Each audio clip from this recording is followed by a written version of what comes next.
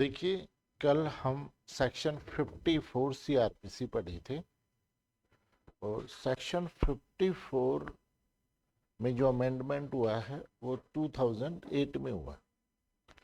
2008 से पहले जो था सीआरपीसी 1973 में अमेंडमेंट से पहले, उसमें ये दे रखा था कि अक्यूज को राइट है कि अगर वो चाहें तो अपना मेडिकल एग्जामिनेशन करवा सकते हैं। ठीक। फिर उसके बाद में एक केस आया था Sheela Barse versus state of Maharashtra 1983 का, जिसमें सुप्रीम कोर्ट ने ये कहा कि पुलिस की ड्यूटी है कि अक्यूज को ये बताए कि आपका राइट है कि आप अपना मेडिकल करवा सकते हैं। तो कहने का मतलब पहले 54 में जो अक्यूज का मेडिकल होता था वो अक्यूज की रिक्वेस्ट पे होता था, लेकिन 2008 में अमेंड किया और अमेंड करने के बाद इसे मैंडेटरी कर दिया कि भाई आपको करवाना पड़ेगा। अक्यूज जब भी पुलिस कस्टडी से यानी अरेस्ट होने के बाद और जब भी पुलिस कस्टडी से कोर्ट में प्रोड्यूस होगा, पेश किया जाएगा, तब उसका मेडिकल एग्जामिनेशन होना मैंडेटरी है। तब उसका मेडिकल एग्जामिनेशन होना क्या है, मैंडेटरी है, करवाना ही पड़ेगा पुलिस को। ठीक है। अगर नहीं करवा रहा तो कल को आपको यही प्रॉब्लम बना के पूछ ले कि अरेस्ट करने के बाद में मेडिकल एग्जामिनेशन कराए बिना अक्यूज को कोर्ट में पेश कर दिया, क्या अपराध?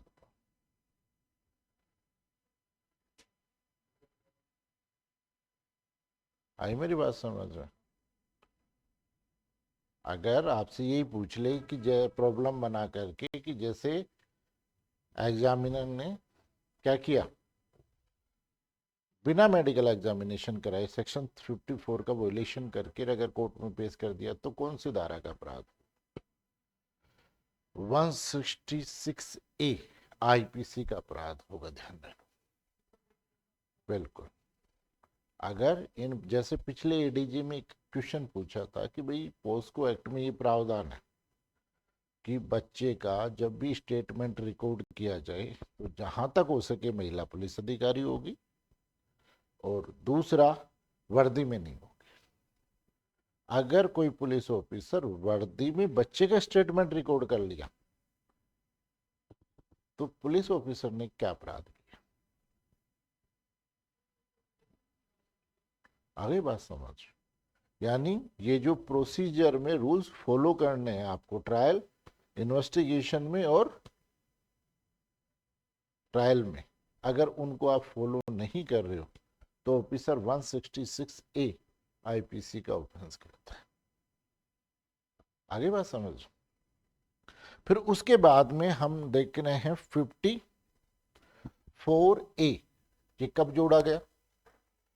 सेक्शन 54A कब जोड़ा गया? 2005 के अमेंडमेंट से जोड़ा गया। देखिए एक चीज ध्यान रखना, एक क्रिमिनल एक्ट अमेंडमेंट होता है और एक होता है सीआरपीसी का अमेंडमेंट। क्रिमिनल का मतलब तीनों लॉ में चेंजेस होते हैं और केवल एक एक्ट में अमेंडमेंट होता है, तो ये 2005 का है, वो सीआरपीसी का अमेंडमेंट। आगे बात समझ? सीआरपीसी का अमेंडमेंट है 2005 का। अब इस अमेंडमेंट में क्या जोड़ा गया कि भाई पहले, अब सबसे पहली चीज तो ये देखो, समझो कि सेक्शन 9 को देखो। सेक्शन 9 एविडेंस एक्ट ये कहता है कि भाई कोई भी व्यक्ति जिसकी आइडेंटिफिकेशन, यानी चाहे वस्तु हो या व्यक्ति हो, उसकी आइडेंटिफिकेशन जरूरी है, तो उसकी आइडेंटिफिकेशन जो करवाई जाएगी वो सेक्शन 9 में रिलेवेंट होगी एज ए रिलेवेंट फैक्ट, है ना। जैसे मैं आपको समझाऊं कि आइडेंटिफिकेशन का महत्व क्या है। जैसे सपोज करो विक्रम बाहर खड़ा हुआ है और विक्रम के हाथ में मान लीजिए कोई घड़ी है या मोबाइल है। अब मैंने विक्रम के हाथ से फोन छीना और भाग गया, ठीक, कौन सी धारा का अपराध हुआ?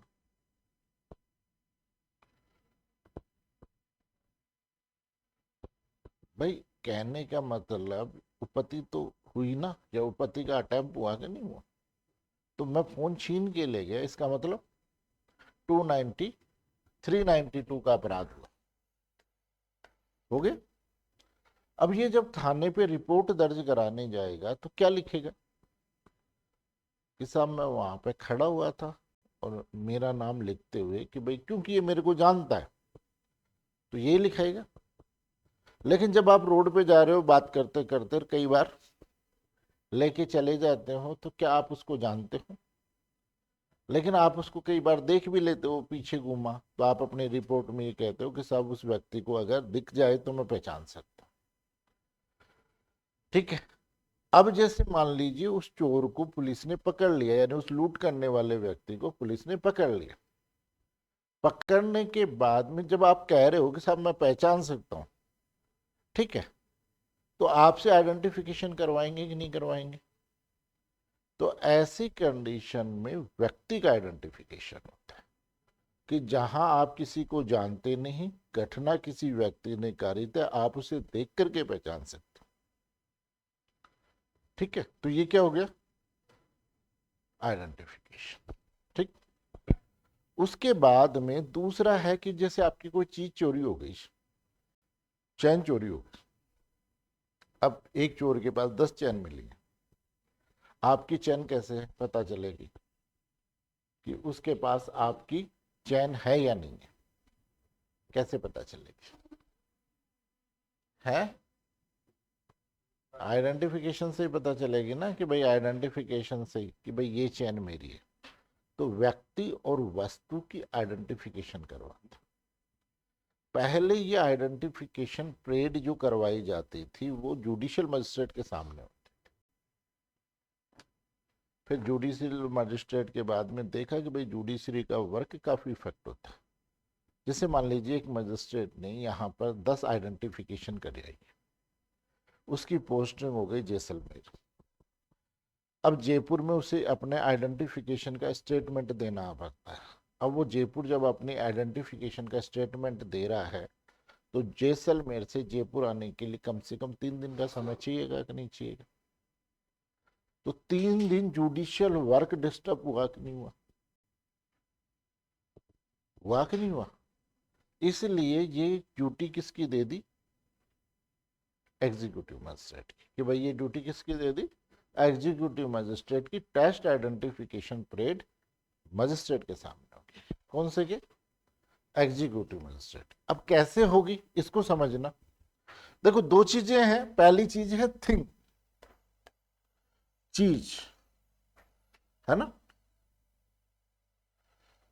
यानी थिंग या कोई चीज की आइडेंटिफिकेशन करनी है तो वो कैसे होगी?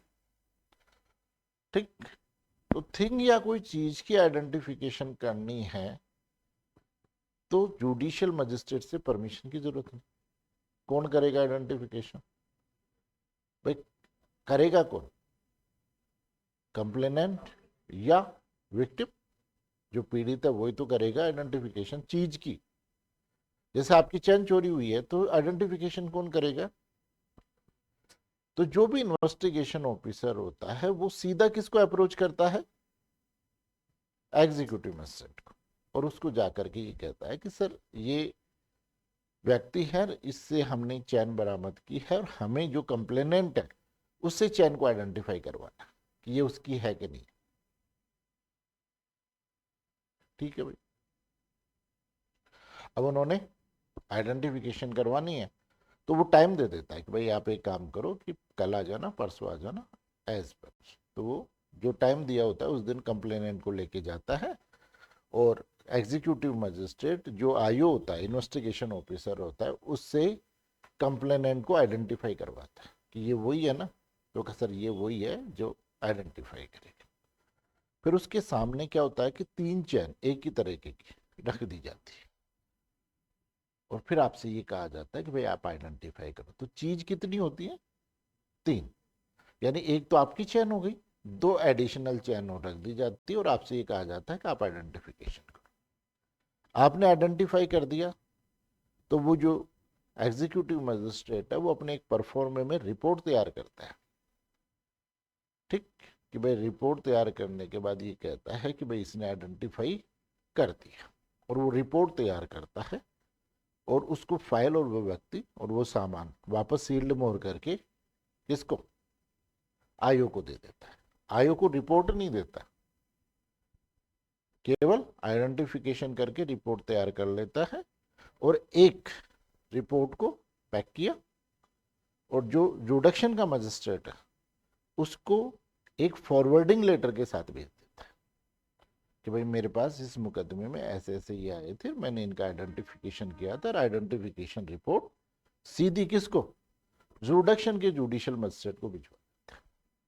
ठीक, अगर अब आयोग को रिपोर्ट चाहिए तो फिर वो जुडिशियल मजिस्ट्रेट के यहाँ एप्लीकेशन लगा करके सर्टिफाइड कॉपी ले लेता है। ठीक, ये तो हो गई किसकी, चीज की। अब 54A पे आते हैं हम, इसमें क्या प्रोविजन दे रखा है वो समझ, कि जैसे इन्वेस्टिगेशन ऑफिसर ने आपको पकड़ा, किसी भी व्यक्ति को पकड़ा, और पकड़ने के बाद में वो कहता है कि साहब मैंने उसको देखा है, जैसे आप ये रिपोर्ट दे रहे हो कि साहब 5 नकाबपोश आए, फिर तो आइडेंटिफिकेशन कहाँ बच गई।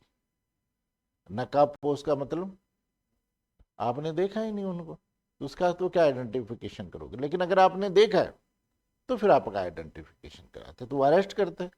अरेस्ट करने के बाद में इन्वेस्टिगेशन ऑफिसर एक एप्लीकेशन लगाता है, कहाँ पर, जुडिक्शन के मजिस्ट्रेट के, जो खुद का। अब जैसे मान लो गांधीनगर थाने ने अगर कोई व्यक्ति को पकड़ा और उसकी आइडेंटिफिकेशन परेड करवानी है, तो उसकी आइडेंटिफिकेशन परेड के लिए एप्लीकेशन लगाएगा कहाँ पर, ACMM 2 नंबर, जो जुडिक्शन का मजिस्ट्रेट, उसके यहाँ एप्लीकेशन लगा करके रिक्वेस्ट देगा, करेगा कि साहब कार्यपालक मजिस्ट्रेट को आप आदेश करें कि भाई वो जेल में जा करके, इसकी आइडेंटिफिकेशन कहाँ होती है, जेल में होती है, पुलिस या जुडिशियल कस्टडी में, है ना।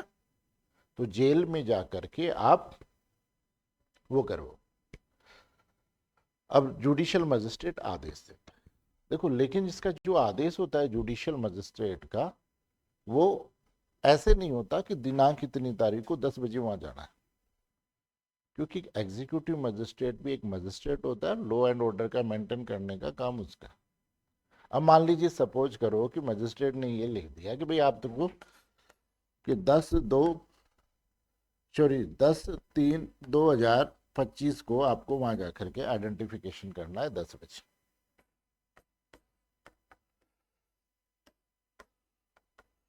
10 AM। और एक बात बताओ, 10 बजे मान लीजिए ऑनरेबल प्राइम मिनिस्टर आ रहे हैं जयपुर, तो कहाँ जाएंगे भाई, इस इम्पोर्टेंट आइडेंटिफिकेशन परेड है या ऑनरेबल प्राइम मिनिस्टर, आगे बात समझ। तो उनकी भी अपनी क्योंकि उनका खुद का law and duty order maintain करने का काम होता है, तो वो जो ऑर्डर होता है उस ऑर्डर में ये कहते हैं एज पर आपकी जो भी सुविधा है उसके अकॉर्डिंग आप चले जाइए। फिर ऑर्डर ले जा करके जो भी इन्वेस्टिगेशन ऑफिसर होता है वो एग्जीक्यूटिव मजिस्ट्रेट को देखता है, एग्जीक्यूटिव मजिस्ट्रेट अपनी सुविधा के अनुसार उसे टाइम बता देता है कि भाई इतनी तारीख को मैं जेल पहुंच जाऊंगा, आप जो भी कंप्लेनेंट है उसको लेकर के आ जाओ। ठीक, फिर वो पुलिस वाले उसको नोटिस दे देते हैं उस हिसाब से कि भाई आपको इतनी तारीख को जेल में पहुंचना है। फिर इधर से तो एग्जीक्यूटिव मजिस्ट्रेट जेल में पहुंच जाता है, ठीक है, और इधर से पुलिस वाला। फिर जो भी जेल का सुप्रीडेंट ऑफिसर होता है वो एक 7 व्यक्तियों की लिस्ट तैयार करता है, जिसमें एक तो अक्यूज होता है, 6 अदर पर्सन, है ना, सैम दिखने वाले नहीं, सैम स्ट्रक्चर के, भाई सैम स्ट्रक्चर के दिखने वाले नहीं, कि जिनकी हाइट वगैरह सैम स्ट्रक्चर की, उन 7 व्यक्तियों का एक समूह बनाया जाता है और उनकी एक लिस्ट बना करके वो दे देते हैं। ये सारी जो भी प्रोसेस होती है वो आईओ और कंप्लेंट की एब्सेंस में होती है। ये जेल के अधिकारी और कौन, जो एग्जीक्यूटिव मजिस्ट्रेट। फिर उसके बाद में जब ये सारी प्रोसेस हो जाती है, 7 व्यक्ति खड़े कर देते हैं, उनकी रिपोर्टें तैयार हो जाती है सारी बात, तो एग्जीक्यूटिव मजिस्ट्रेट उसको कहता है कि भाई आप कंप्लेनेंट को लेके आ जाओ। फिर रिपोर्ट पे वो कंप्लेनेंट को आइडेंटिफाई करवाता है, किससे? इन्वेस्टिगेशन ऑफिसर से। भाई यही कंप्लेनेंट है ना, कहीं और कोई पहचान जाए। कई बार होता है, एक बार पोस्को कोर्ट में हुआ था कि एक महिला की जगह दूसरी महिला ने जा करके राजीनामा कर दिया, अक्यूज को बरी कर दिया। बाद में उस महिला ने पता किया कि भाई मेरे केस में क्या चल रहा है, तो उसको पता है कि आपका केस में तो राजीनामा होकर डिस्पोज हो गया, वो क्या मैं कभी कोर्ट गई ही नहीं। तब राजस्थान होम डिपार्टमेंट ने एक सर्कुलर स्टार्ट किया कि जो भी प्रोसिक्यूशन ऑफिसर हैं, कोर्ट है, उनकी ड्यूटी है कि विटनेस के स्टेटमेंट रिकॉर्ड करने से पहले उनके आईडी चेक करेंगे और फिर उसके बाद में आप स्टेटमेंट रिकॉर्ड करवा, है ना। तो फिर उसको क्या करवाते? आइडेंटिफाई करवाते। आइडेंटिफाई करने के बाद में उन 7 में से उसको आइडेंटिफाई करवाते हैं। आइडेंटिफाई हो गया, नहीं हुआ, जो भी है वो अपनी रिपोर्ट तैयार करेगा। रिपोर्ट किसको? पुलिस को नहीं देता, क्योंकि पुलिस एक ऐसा इंस्टीट्यूशन है जिससे सब काम करवाते हैं, भरोसा कोई नहीं करता। फिर उसको पैक करेगा और पैक करने के बाद में फॉरवर्डिंग लेटर के साथ में जुडिशियल मजिस्ट्रेट। अब आयोग को चाहिए तो वो क्या करे? कोर्ट से सर्टिफाइड कॉपी ले सकता है, जैसे नकल लगाते हैं वैसे नकल लगा करके सर्टिफाइड कॉपी ले सकता है। ये तरीका है किसका? प्रोसेस का। 54A का, इसमें भी यही दे रखा है। अब एक क्वेश्चन अराइज हुआ, देखो मैं आपको एक चीज बताऊं, एक बार एक केस आया था, Kathi Kalu Ogad versus state of Maharashtra, state of Bombay, है ना। इस केस में सेक्शन 27 और सेक्शन 73 एविडेंस एक्ट की कॉन्स्टिट्यूशनलिटी को चैलेंज किया गया था। 73 में क्या था कि भाई किसी भी व्यक्ति को साइन करने के लिए कोर्ट ऑर्डर करता है कि भाई आप क्या करो, सिग्नेचर दो या आपकी हैंड राइटिंग दो, हम आपकी उससे क्या करेंगे, मैच करें। तो इस केस में ये कहा कि सब आर्टिकल 20(3) क्या कह रहा है? आर्टिकल 20(3) क्या कह रहा है कि भाई अक्यूज पर्सन को, ध्यान रखना एनी पर्सन नहीं है, एनी बॉडी नहीं है, केवल आर्टिकल 20(3) का जो प्रोटेक्शन है वो किसको है? केवल अक्यूज पर्सन को, कि अभियुक्त व्यक्ति को अपने विरुद्ध साक्ष्य देने के लिए बाध्य नहीं किया, कि कोई भी व्यक्ति अपने अगेंस्ट कोई भी एविडेंस दे इसके लिए उसे प्रेशराइज नहीं किया जाएगा, बाध्य नहीं किया जाएगा। अब 73 के सेकंड में क्या दे रखा है? यही बात दे रखी है, बाध्य ही कर रहे हो कि भाई आप जबरदस्ती साइन करवा रहे हो कि नहीं करवा रहे हो, ठीक। और यही किस में आया था? देवमन उपाध्याय के केस में, पहला केस बहुत पूछा जाता है देवमन उपाध्याय का केस। तो सुप्रीम कोर्ट के पास ये मामला गया, तो सुप्रीम कोर्ट ने ये कहा कि भाई ये दो चीजें होती हैं, एक होती है जुडिशियल प्रोसीडिंग और एक होती है एक्स्ट्रा जुडिशियल प्रोसीडिंग। अगर जुडिशियल प्रोसीडिंग में अक्यूज को इस प्रकार का आदेश दिया जाता है तो आर्टिकल 20(3) का वोलेशन नहीं होता, आगे बात। लेकिन एक्स्ट्रा जुडिशियल प्रोसीडिंग में अगर उसे किया जाता, जैसे मान लो पुलिस वाले प्रेशराइज करते, भाई अगर उसे पुलिस वाले प्रेशराइज करते तो होता कि नहीं होता। इसलिए आर्टिकल 20(3) का वोलेशन। अब लेटेस्ट में केस आया जिसमें सेक्शन 54A की कॉन्स्टेबिलिटी को चैलेंज किया। लिख लीजिए, केस का नाम है Mukesh Kumar versus Delhi administration. Mukesh Singh versus Delhi administration.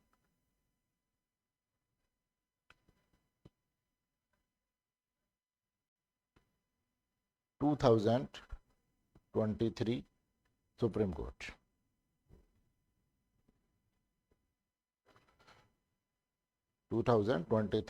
Supreme court. इस केस में सुप्रीम कोर्ट ने ये कहा इसमें क्या था, मुकेश सिंह का सबको पता है केस कौन सा है, निर्भया वाला, निर्भया। अब हाँ निर्भया। अब इस केस के फैक्ट क्या थे कि भाई इसका 54A का ऑर्डर हो गया आइडेंटिफिकेशन परेड के लिए। 54A का ऑर्डर समझ गए कौन कर रहा है?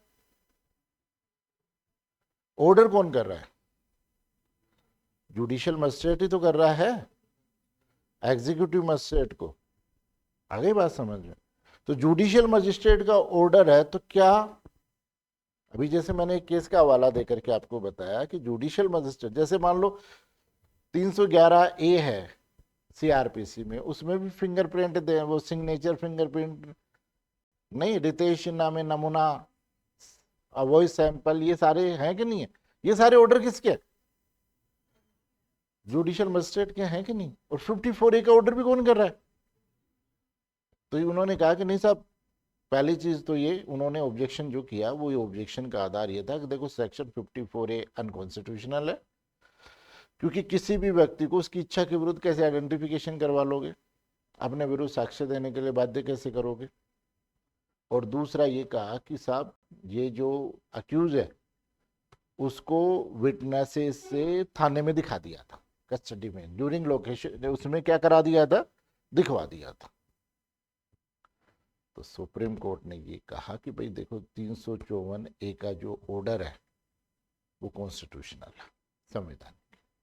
और एक बार कोर्ट ने 354A का ऑर्डर कर दिया तो आइडेंटिफिकेशन तो होगी, चाहे अभियुक्त अगर इस बात के आधार पर विरोध करे, अगर उसकी कि उसकी पहचान पुलिस वालों ने थाने में करवा दी थी तो भी आइडेंटिफिकेशन परेड होगी, अगर 54A का ऑर्डर हो गया तो। अब इस बात को लिख लो कि इस मामले में ऑनरेबल सुप्रीम कोर्ट ने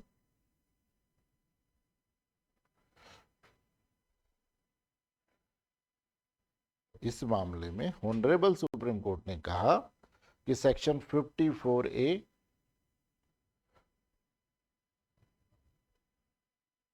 संवैधानिक है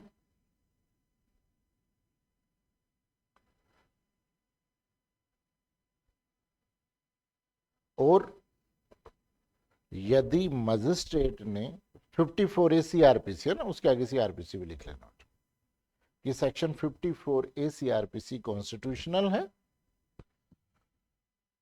और मजिस्ट्रेट ने सेक्शन 54A का आदेश कर दिया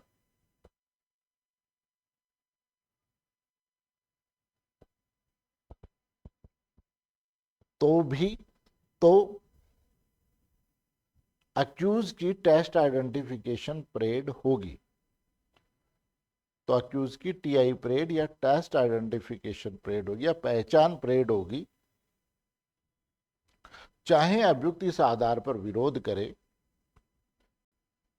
कि पुलिस ने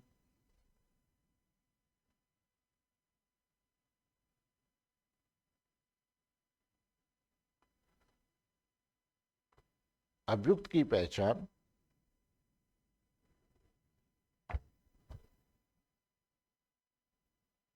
कहां पर,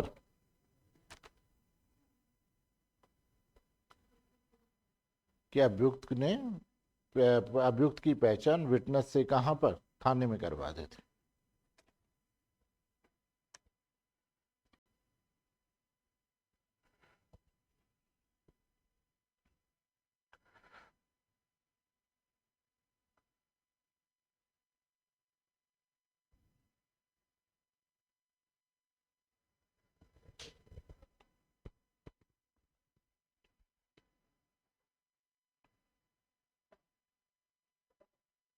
ठीक,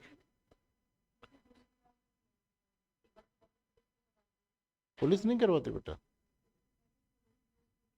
भाई, वो तो ये कह रहा था, आरोप लगा रहा था पुलिस पर कि साहब मेरे को दिखा दिया, तो अब टीआई परेड का कोई मतलब नहीं रहा। टीआई परेड कभी पुलिस नहीं करवाती। टीआई परेड आपने देखा होगा कि जब कई बार मुलजिम को कोर्ट में पेश करते हैं तो वो कैसा होता है, पैक होता है कि नहीं होता। तो जिनकी टेस्ट आइडेंटिफिकेशन करवानी होती है ना टीआई परेड, उनको तो बापर्दा कोर्ट में पेश करते हैं क्योंकि कोई भी विटनेस या परिवादी उसे दोबारा ना देख पाए। आगे बात समझ। फिर जो विटनेस जो इसने रिपोर्ट तैयार की है ना, उसकी एग्जामिनेशन भी होती है, जिसे जो एग्जीक्यूटिव मजिस्ट्रेट ने वो की है, क्या परेड की है, उसको विटनेस रखा जाता है और उसकी एग्जामिनेशन होती है कोर्ट में। और वो एग्जामिनेशन जो होती है वो 291 ए में होती है। 291 ए में उसे कोर्ट में बुलाकर टीआई परेड के संबंध में एग्जामिनेशन किया जाता है। समझ गए? तो टीआई परेड की प्रोसीजर समझ में आ गई, 54 ए की प्रोसीजर। और ये जो रिपोर्ट है वो कहां पर 291 में उससे वो करवाई जाती है और सेक्शन 9 के अंतर्गत ये रिलेवेंट होती है। इसका एग्जामिनेशन होता है, इसको बुलवा करके कोर्ट में जो एग्जामिनेशन किया जाता है ना, कि भाई आपने रिपोर्ट किस ग्राउंड पे तैयार की।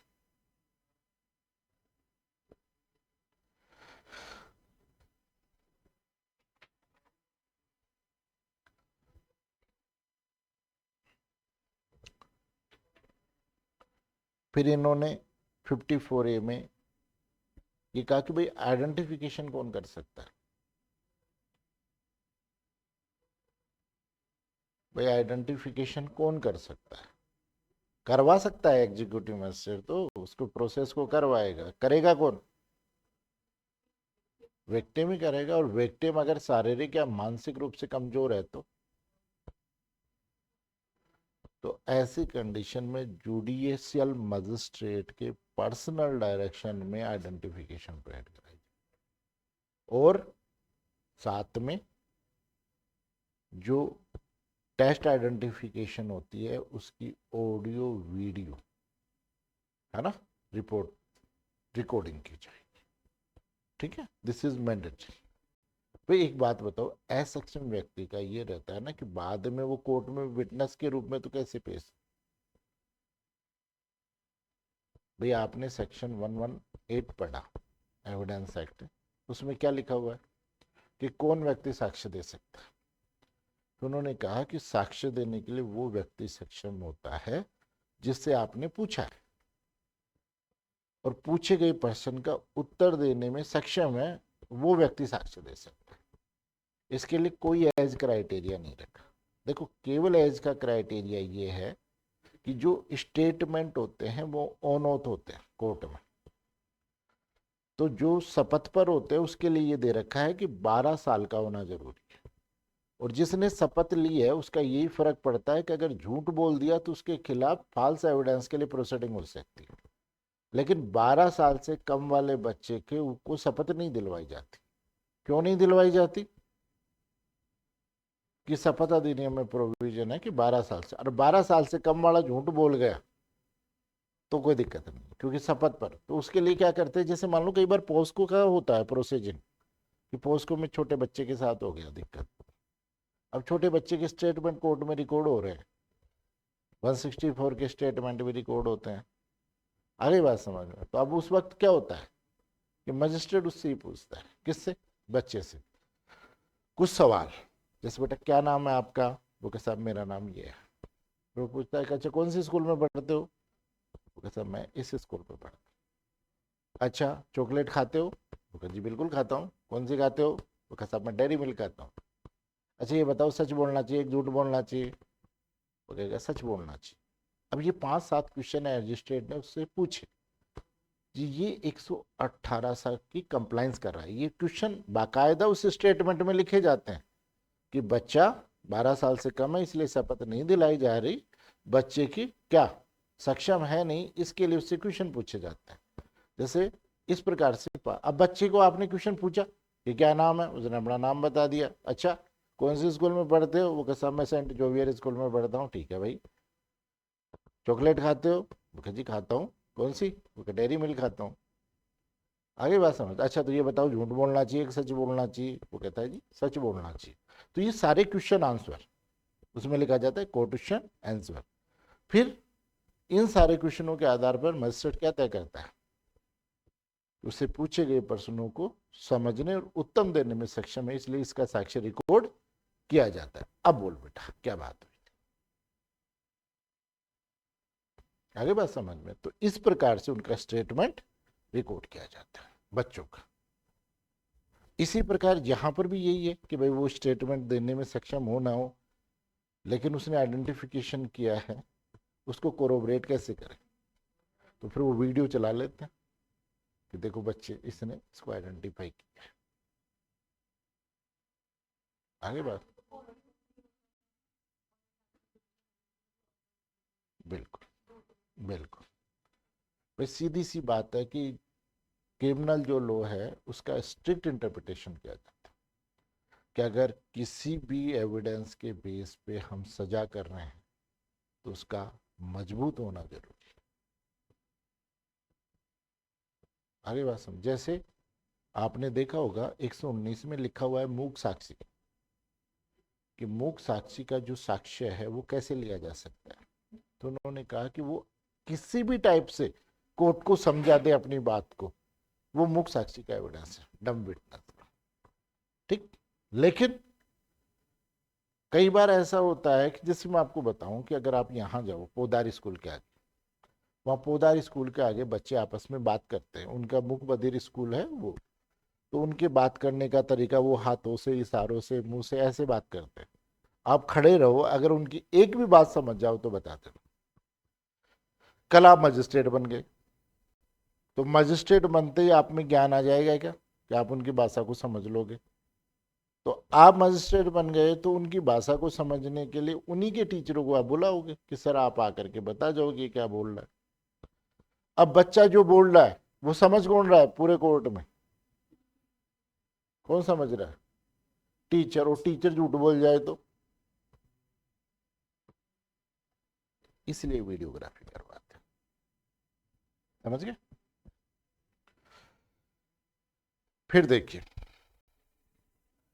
देखिए, सेक्शन 55 में क्या है कि एक बार क्या हुआ कि मेरे पास में महिला थाना था उत्तर, 13 नंबर कोर्ट में पोस्टिंग थी, महिला थाना उत्तर मेरे पास में था।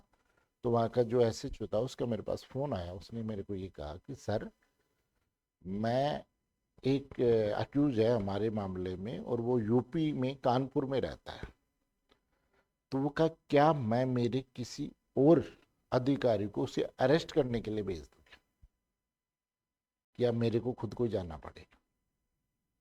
तो 55 को पढ़ करके ये बताओ कि उसको जाना पड़ेगा या किसी और को भी भेज सकता है?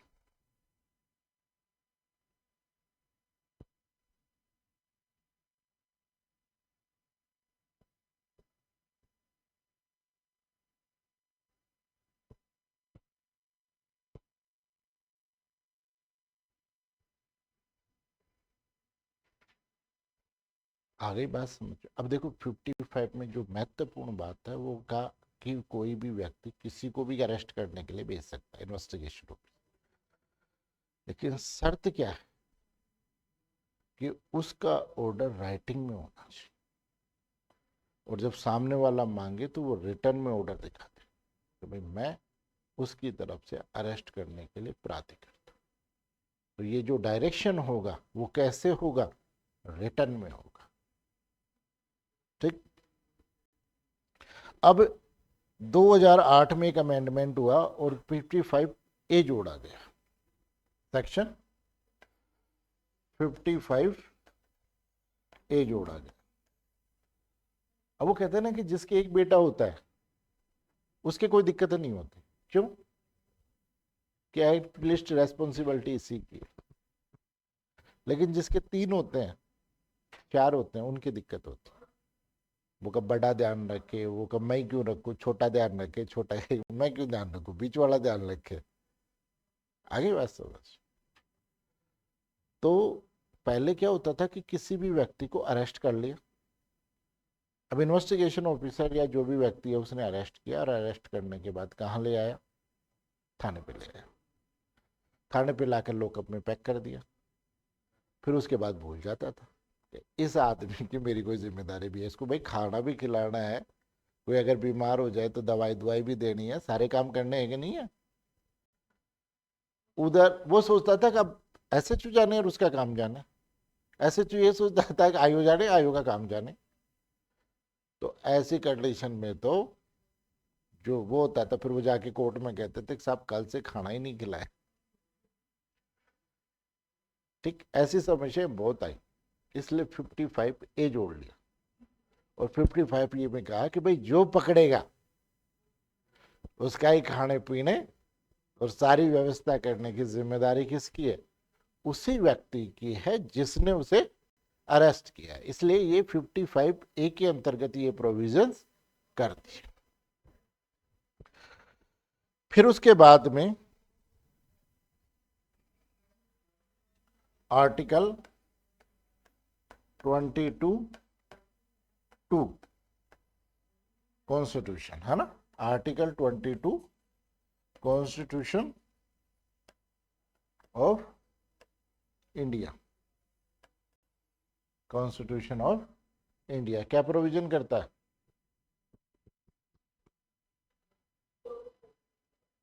तो ये प्रोविजन करता है कि किसी भी व्यक्ति को अरेस्ट कर लिया तो अरेस्ट करने के बाद एज सून एज पॉसिबल, जितनी जल्दी हो सके उतनी उसे, फिर इन्होंने मैक्सिमम लिमिट दे दी। इन्होंने कहा कि अरेस्ट करने के बाद जितना जल्दी हो सके उतना मजिस्ट्रेट के पास ले जाओ। और फिर इन्होंने लिमिटेशन दे दी कि भाई ज्यादा से ज्यादा कितना, 24 घंटे, और 24 घंटे से ज्यादा अगर आपको रखना है तो उसके लिए फिर आपको मजिस्ट्रेट से ऑर्डर करवाना। तो 56 में ये दिया है एज सुन एज पॉसिबल पहुंचाएगा, और 57 में ये बात कह रहा है कि 24 घंटे। इसी में साफ लिखा हुआ है कि ट्रांजिट पीरियड इसमें काउंट नहीं होगा। तो इसलिए ध्यान रखना, सेक्शन 167 के 60 और 90 डेज में ट्रांजिट रिमांड की जो अवधि होती है वो काउंट नहीं होती।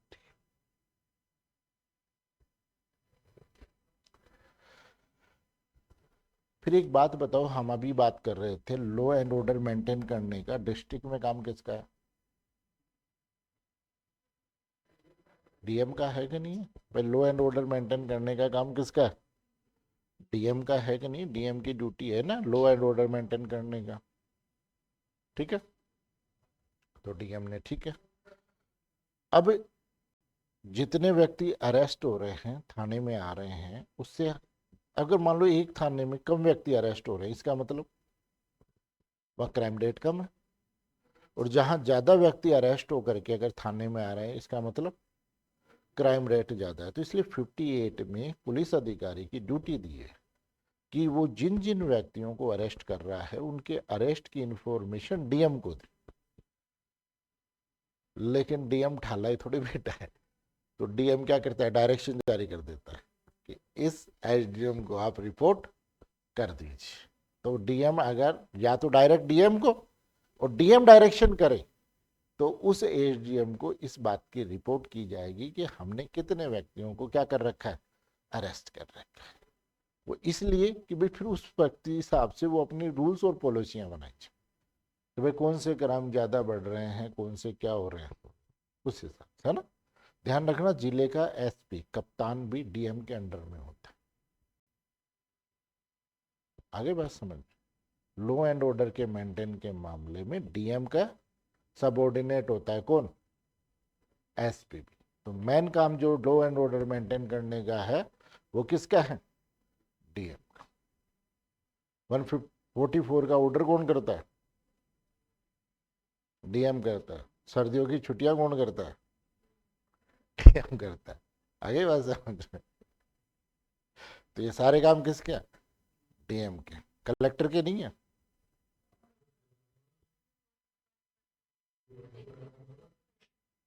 नहीं, डीएम के होते हैं वो भी। कलेक्टर का काम तो केवल रेवेन्यू इकट्ठा करना होता है और उसकी ड्यूटी 10 से 5 की होती है। डीएम की ड्यूटी 24 घंटे की होती है। कलेक्टर को 5 बजे बाद कोई नहीं बुला सकता, लेकिन डीएम को कभी भी बुलाया जा सकता।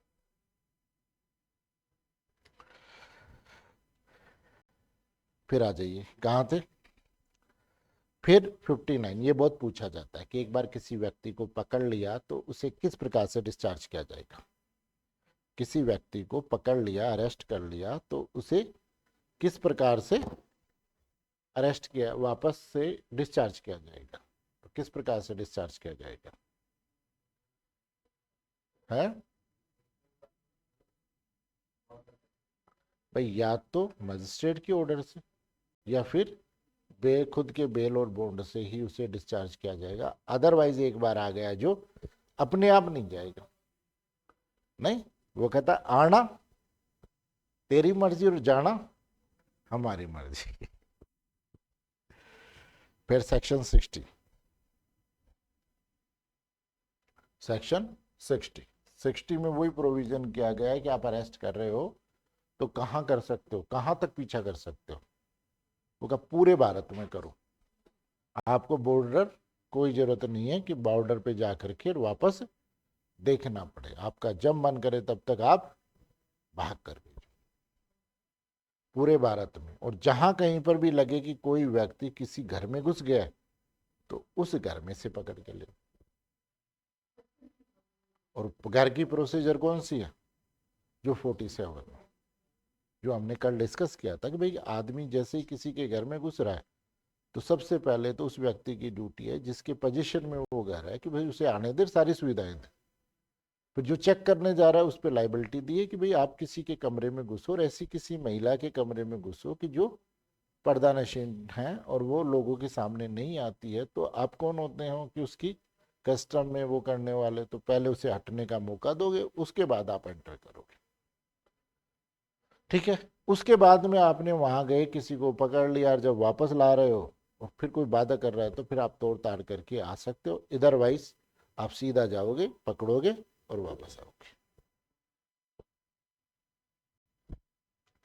फिर उसके बाद में 66A, तो इन्होंने कहा कि जो भी अरेस्ट हैं वो इस प्रोविजन के अधीन होगा, और अगर किसी स्पेशल लॉ में कोई प्रोविजन किया है तो उस प्रोविजन के अधीन होगा, अदरवाइज फिर कोई अरेस्ट नहीं होगा। अरेस्ट का जो प्रोविजन है वो सीआरपीसी में तो ये है, और सीआरपीसी के अलावा फिर अब नेक्स्ट है प्रोसीजर, है ना, प्रोसेस टू कंपेल अपीयरेंस, यानी किसी व्यक्ति को कोर्ट में कैसे बुलाया जा सकता है। किसी व्यक्ति को कोर्ट में कैसे बुलाया जा सकता है? तो देखो सबसे पहला तरीका क्या है कि मेरे यहाँ क्या था कि 25 नंबर कोर्ट में मेरी पोस्टिंग थी। उस वक्त क्या हुआ कि एक ये आधार सेंटर का स्कूल में जो चल रहा था काम, तो आधार जो बन रहे थे, किसी ने रात को आधार सेंटर से लैपटॉप चोरी कर लिया। ठीक, तो जो व्यक्ति वहां काम कर रहा था, जो आधार सेंटर पे काम बना रहा था, उसने रिपोर्ट की थाने में जाकर के। थाने में जाने के बाद में फिर पुलिस ने उस व्यक्ति को पकड़ लिया जिसने वो चोरी किया था, उससे लैपटॉप जब्त कर लिया। और जब्त करने के बाद में जो कंपनी का मैनेजर था, भाई वो जो बनाने वाले थे वो तो कौन थे, वो टेम्परेरी इन्होंने अपॉइंट कर रखे थे कि भाई आपको इतने दिन ये काम करना है, और वो परमानेंट था, वो मैनेजर था। उस मैनेजर ने आया और लैपटॉप छुड़ा करके ले गया। अब जब वो विटनेस कोर्ट में बयान देने आया तो फिर मैंने कहा कि वो लैपटॉप, तो वो लैपटॉप तो मैनेजर साहब ले गए। तो मैं कहा अब लैपटॉप को आइडेंटिफिकेशन तो कोर्ट में होगा कि नहीं होगा कि भाई लैपटॉप वही है ना जो पुलिस का? वो कहा साहब मेरे पास तो नहीं है, परिवादी ने मेरे को बोला। तो फिर मैंने कहा कि ठीक है भाई। तो हमने कोर्ट में एक एप्लीकेशन लगाई, और एप्लीकेशन लगा करके मैंने उसको विटनेस बनवाया। किसको? 311 में, और साथ में उसे नोटिस देने के लिए बताया कि 91 का उसे नोटिस दिया जाए। कोर्ट से रिक्वेस्ट की कि भाई वो जो लैपटॉप है उसको कोर्ट में पेश करे। कोर्ट ने मेरी एप्लीकेशन एक्सेप्ट की, उसके विरुद्ध एक सम्मन इशू किया कि भाई नेक्स्ट तारीख को आप यहाँ पर आओ। फिर वो, तो कहने का मतलब सम्मन में क्या होता है, सम्मन और वारंट में फर्क क्या है? सम्मन एक इनविटेशन है कि भाई आपको कोर्ट में आना है ना। और वारंट में क्या है कि उस व्यक्ति को गिरफ्तार करके लाना है। तो मैंने दूसरे दिन वो उस नेक्स्ट तारीख को जो पीड़ित था, विटनेस, वो था कौन, वो लड़का जिसने रिपोर्ट दर्ज कराई थी, वो कोर्ट में आ गया। आने के बाद मेरे को बोला कि सर मैं आ गया हूँ, मेरे स्टेटमेंट में। कि बेटा तेरे स्टेटमेंट तो हो रखे, केवल उसका आइडेंटिफिकेशन बाकी है। तो मैं वो तेरा मैनेजर ले आए है, तो मैं आज करवाता हूँ। वो कहा साहब मैनेजर साहब से मेरी बात हुई थी, उसने कहा मैं नहीं आता।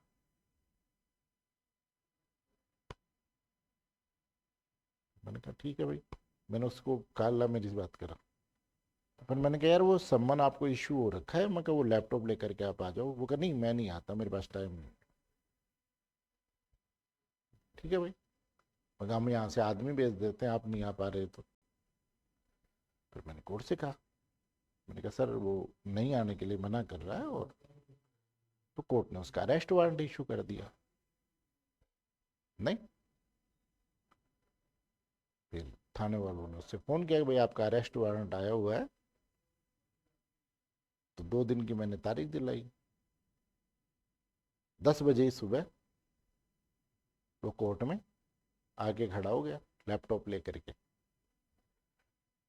तो मैंने कहा आ गए क्या आपको? कहा हाँ सर मैं ले आया। तो मैं कहा अभी मैं पुलिस को बुलाता हूँ और आपको अरेस्ट करवाता हूँ, फिर अरेस्ट करने के बाद आपको कोर्ट में पेश करेगी। तो आ गई बात समझ में। संबंध में क्या होता है कि डायरेक्शन दिया जाता है कि भाई आप कोर्ट में उपस्थित होए, और वारंट में अक्यूज को अरेस्ट करने का निर्देश दिया जाता है। तो इन्होंने कहा कि सबसे पहले कि समन जो तरीके होते हैं किसी भी व्यक्ति को कोर्ट में बुलाने का, पहला तरीका है समन करना। पहला तरीका क्या है? समन करना। अब समन में क्या होता है कि किसी भी जो भी समन होता है वो 2 कॉपियों में होता है। ठीक, न्यायालय के प्रिसाइडिंग ऑफिसर की या प्राधिकृत अधिकारी की, जैसे रीडर वगैरह के भी साइन हो सकते हैं। ठीक है, और 2 कॉपियों में जारी किया जाता है। जैसे मैंने आपको उसकी कॉपी व्हाट्सअप की है कि भाई कोर्ट में समन का परफॉर्मा क्या होता है, उसकी कॉपी मैंने आपको प्रैक्टिकली समझ पाओ इसलिए वो मैंने आपको व्हाट्सएप किया। तो 2 कॉपियों में होता है। अब वो कहता है कि समन की सर्विस कौन करेगा? तो समन की सर्विस का काम पहला, देखो केस किसका है? स्टेट का। तो सिविल मामलों में तो आपने देखा है कि परिवादी क्या करता है? वादी पैसे जमा कराता है। लेकिन यहां पर केस किसका है और पुलिस किसकी है? तो उनको पैसे जमा कराने की जरूरत है क्या? तो इसलिए समन सर्विस के लिए किसको दिया जाता है? पुलिस अधिकारी को दिया। लेकिन कोर्ट को लगता है कि और ज्यादा जल्दी है तो वो किसी अन्य पब्लिक सर्वेंट से भी, जैसे खुद के से भी करवा सकती है, किसी से भी समन की सर्विस करवा सकती है। अब समन की सर्विस का तरीका क्या है? समन की सर्विस का तरीका क्या है? तो समन की सर्विस का इन्होंने तरीका ये कहा कि 2 कॉपियां होती, एक कॉपी आप सामने वाले को दो, फिर उससे रिसीविंग सिग्नेचर लोगे कि भाई मैंने कॉपी प्राप्त कर ली। ठीक, अब ये 2 तरीके से होता है। एक होता है टेंडर करना और एक होता है डिलीवर्ड करना। 2 वर्ड दे रखे हैं कि टेंडर करना और डिलीवर्ड करना। अब जैसे मान लो आप हो, आपको पर्सनली दे रहे हैं तो ये क्या होता है? डिलीवर्ड। लेकिन आपके बिहाफ पर किसी को दिया जा रहा है तो क्या हो गया? टेंडर करना। समझ में आ गया दोनों बातें कि डिलीवर्ड क्या होता है? टेंडर करना। जैसे घर वालों को दे आए तो टेंडर करना। तो डिलीवर्ड और टेंडर करना। ठीक, और दूसरी कॉपी, अब वो दूसरी कॉपी जो होती है ना, उस पर जिस व्यक्ति ने सम्मन सर्विस करवाई है वो उस सम्मन सर्विस की रिपोर्ट करता है, और उस रिपोर्ट को ये माना जाता है कि वो एक शपथ पत्र है। रिपोर्ट करता है कि साहब मैं उसके घर पे गया था, मेरे को भाई साहब मिले, मैं उन्होंने कॉपी कराई, उनसे रिसीविंग ली, और रिसीविंग करने के बाद में ये सम्मन सर्विस करके और मैं कोर्ट में भेज रहा हूँ। आगे बात समझ। तो ये सम्मान सर्विसिंग पर एक रिपोर्टिंग होती, ठीक है। क्योंकि आप जब 87 पढ़ोगे तो उसमें ये लिखा है कि सम्मान सर्विस होने के बाद भी कोई व्यक्ति नहीं आया तो फिर कोर्ट उसका वारंट इशू करता है। तो जब तक वो रिपोर्ट नहीं आएगी कि भाई मैंने सम्मान सर्विस कर दिया, तब तक वारंट कैसे निकालेगा कोर्ट? आगे बात समझ कि वारंट कैसे निकालेगा कोर्ट उसका। तो सम्मान सर्विस के लिए वो दूसरे पेज पे रिपोर्ट करके आ जाता है। फिर बात करते हैं हम लीगल पर्सनालिटी की, कि लीगल पर्सनालिटी पर सम्मान की सर्विस कैसे होती है। सेक्शन 63 में भाई लीगल पर्सनालिटी पर सम्मान की सर्विस कैसे होती है। तो लीगल पर्सनालिटी का मतलब होता है जैसे कोई भी कंपनी हो गया, कोई कॉरपोरेशन हो गया, कोई मंदिर हो गया, कुछ भी लीगल पर्सनालिटी। लीगल पर्सनालिटी की खासियत क्या होती है कि दो चीजें होनी चाहिए, एक तो उसकी सील और दूसरा शाश्वत उत्तराधिकार, सक्सेशन। आगे बात समझ। जैसे एक बात बताओ, रतन टाटा थे, टाटा कंपनी है, पहले कौन थे डायरेक्टर? एमडी रतन टाटा। फिर उसके बाद कौन आया? साइरस मिस्त्री। अब साइरस मिस्त्री नहीं रहे तो तीसरा। कहने का मतलब कंपनी तो है लेकिन डायरेक्टर यानी उत्तराधिकार चेंज हो गया। आज जैसे मान लो मैं हूं प्रोसिक्यूशन, मेरा ऑफिस है, आज मैं नौकरी कर रहा हूं, तब तक किसके साइन होंगे? और मेरा ट्रांसफर हो गया तो मेरी जगह जो आएगा। तो इसको बोलते हैं शाश्वत उत्तराधिकार, कि भाई आदमी रहे ना रहे लेकिन पोस्ट रहेगी। तो दो चीजें चाहिए लीगल पर्सनैलिटी। तो लीगल पर्सनैलिटी पर जब आपको करना है तो उसका जो भी सेक्रेटरी है, मैनेजर है, जो भी प्रधान ऑफिसर है, उसको डायरेक्ट क्या की जा सकती है। और जब कोई आइडेंटिफाई नहीं हो रहा तो उसका सीईओ पकड़ो, और जो भी उसका हेड ऑफिस है उसको सम्मान की सर्विस करवा दो बाय पोस्ट। उसके पास किसी को भेजने की जरूरत नहीं है, बाय पोस्ट। भाई व्यक्ति तो हो सकता है नहीं देखे, लेकिन वो तो 100% देखे, बाय पोस्ट कर दिया जाता है। फिर उसके बाद में भाई वो व्यक्ति नहीं मिला, भाई 62 में वो व्यक्ति नहीं मिला, तो फिर उसके घर पे गई, पूछा कि भाई साहब तो नहीं है, वो तो बाहर गए हुए। तो ध्यान रखना यहाँ 64 में सीआरपीसी में एडल्ट मेल पर्सन, क्यों भाई? सीपीसी तो ये कहता है कि किसी पर भी कर दो, लेकिन सीआरपीसी क्या कहता है?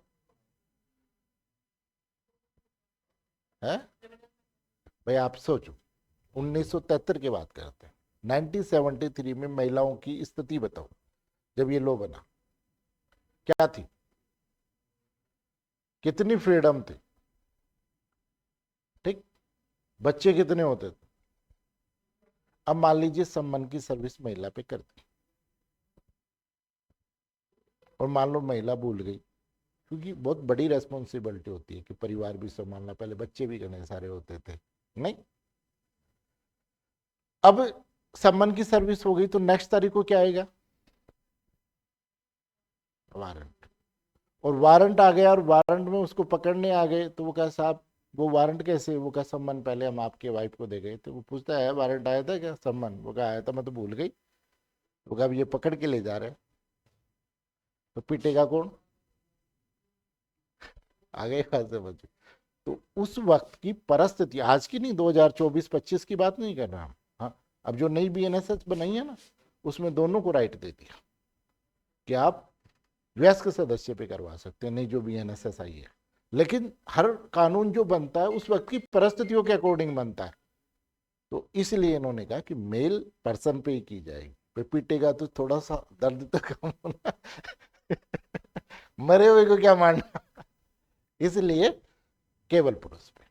और साथ में इन्होंने कहा कि रामू काका इसमें शामिल नहीं, यानी घर के सेवक को परिवार का सदस्य नहीं माना जाएगा, उस पर सम्मान की सर्विस नहीं। अब एक बात बताओ, सपोज करो, ठीक है, दो तरीके तो हो गए सम्मान सर्विस करने। अब जैसे मान लीजिए कि एक व्यक्ति रहता है जिस पे सम्मन की सर्विस कर। अब उसकी ड्यूटी मान लीजिए बाढ़ लगी हुई है और कई लोग ऐसे होते हैं जो डेली अप डाउन में विश्वास रखते हैं। ठीक, जैसे मान लो मेरी सबसे पहले पोस्टिंग हुई तो मेरे को टोडा भीम लगाया। अब टोडा भीम सिंगल कोर्ट थी, 2 थाने जुडिक्शन में आते थे, 2 क्या 2.5 थाना ही था, 2.5 थाने मेरे जुडिक्शन में, और डायरेक्ट पोस्टिंग। अब वो मेरे को फाइलें भी दे दे राय के लिए। ठीक, अब शुरुआत में हर व्यक्ति को थोड़ी कोई काम आता है, तो मैं वहां से आता। ठीक, और आने के बाद में एक सीनियर एपीपी थी, उनके पास में जाता और पूछता, तो वो मेरे को बताती कि ये देखो ये देखो। फिर ऐसे करके मैं करीब 11 बजे तक, 11:30 बजे तक घर पहुंचता। फिर उसके बाद खाना खा के सोया, फिर अलार्म लगाता और सुबह 6 बजे का अलार्म लगता। तो जैसे ही वो 6 बजते तब फिर को ऐसे लगता है अभी तो सोया ही है। नहीं नहीं, फिर उठ करके फिर मैं तैयार होकर के 7 बजे तक निकल जाता। फिर यही रूटीन रहता मेरा, तो है ना। लेकिन ज्यादा दिन नहीं रहा, करीब 20-25 दिन रहा, फिर मैं जयपुर आ गया था ना। लेकिन अब आप ये बताओ कि ऐसे रूटीन में क्या मेरे पे सम्मन की तामील करा सकते हैं क्या? अब भाई जो भी आएगा वो मेरे गेट का दरवाजा खोलेगा, तो पूछेगा पड़ोसियों से, वो साहब रहते तो है लेकिन आते नहीं। फिर पड़ोसी से पूछेगा कि भाई ये घर उन्हीं का है ना, क्योंकि सबसे पहले जिसके घर पे हम एपिक्स कर रहे हैं, आगे बात समझे, इसको बोलते हैं चस्पा तामील। क्या बोलते हैं? एपिक्स सर्विस, है ना। जिसके घर पे हम सर्विस कर रहे हैं, तामील कर रहे हैं, उसके घर को सबसे पहले उस व्यक्ति से आइडेंटिफाई करवाता है, जो व्यक्ति पड़ोस में, जो भी है, कोई जो भी आइडेंटिफाई कर सकता है, और फिर उसके घर के बाहर उसको चिपका देता है। ठीक, और जो 2 व्यक्ति जिन्होंने घर को आइडेंटिफिकेशन करवाया उसके साइन करवाता है। फिर रिपोर्ट तैयार करता है कि साहब ये व्यक्ति यहीं रहता है, लेकिन हम बार बार जाने के बाद भी हमारा और इसका टाइम मैच नहीं हुआ। पड़ोसियों से इसका मकान आइडेंटिफाई किया, इन्होंने रामलाल और श्यामलाल ने इसको क्या किया है? आइडेंटिफाई किया।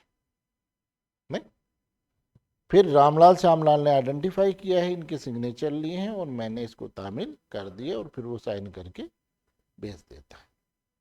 कोर्ट अगर संतुष्ट हो जाता है तो ये मान लिया जाता है कि सम्मन की सर्विस हो गई। तो नेक्स्ट तरीका क्या हो गया है? चस्पा, जिसको बोलते हैं अफिक्स सर्विस या चस्पा तामील, है ना। इसको क्या बोलते हैं? चस्पा तामील। ठीक, फिर सेक्शन 67 में ये दे रखा है कि अगर कोई गवर्नमेंट सर्वेंट है, सरकारी नौकर है, तो उस पर तामील कैसे की जाएगी? भाई जैसे हम हैं, सारे एपीपी हैं, शाम को कहाँ जाते हैं? सुबह उठते ही सीधा वहां पहुंचते हैं डीडीपी साहब के ऑफिस साइन करने के लिए। फिर साइन करते हैं, और साइन करने के बाद में कहाँ जाते हैं? कोर्ट जाते हैं।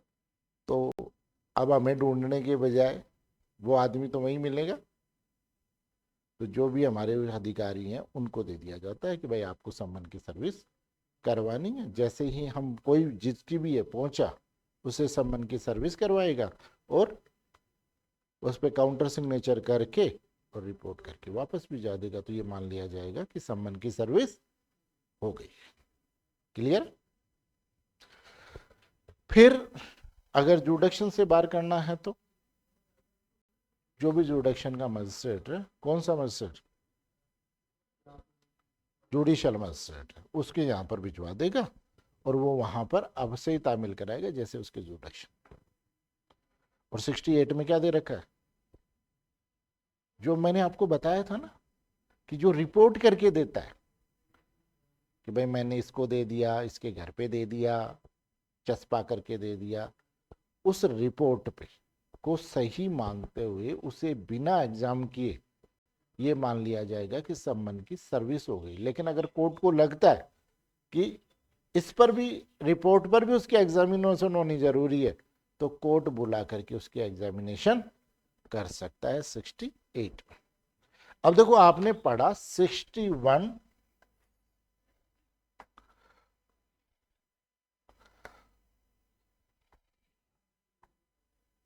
सेक्शन 61 से 68, ध्यान रखना ये अक्यूज और विटनेस दोनों पे लागू होते हैं। 61 से 68 के प्रोविजन अक्यूज और विटनेस दोनों पर लागू होते हैं, लेकिन 69 का जो प्रोविजन है वो केवल और केवल विटनेस पे लागू होता है। 69 का प्रोविजन केवल और केवल विटनेस पे लागू होता है कि जो विटनेस हैं उन्हें रजिस्टर्ड डाक या कोरियर सर्विस के द्वारा भी क्या किया जा सकता है, और जो नई BNSS आई है उसमें by mail, by WhatsApp, electronic media जो भी है उनके माध्यम से भी सम्मन की सर्विस का प्रोविजन किया हुआ है। आगे बात समझ, तो ये दो चीजें क्लियर है। तो सम्मन कैसे सर्विस होता है, क्या होता है वो,